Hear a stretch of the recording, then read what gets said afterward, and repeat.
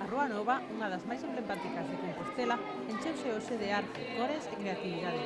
Máis de 50 artistas de todas as idades, dende 4 ata 75 anos, participaron durante toda a xornada no maratón de debuxo.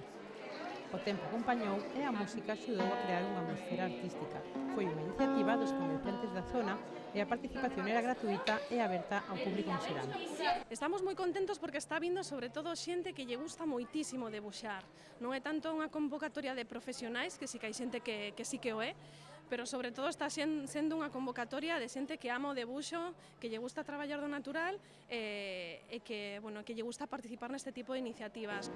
Foi a primeira vez que se fixo o maratón e os organizadores valoraron moi positivamente a boa acollida que tivo. A vindeira semana, todos os debuxos van ser expostos nos establecimentos da Rúa Nova e arredores. O día 27 o xurado vai otorgar os premios, que van consistir en vales de compra nos comercios organizadores. Pero para moitos, a mellor recompensa foi poder pasar un bo anaco na rúa, que por un día se transformou nun taller de arte aberto a todos.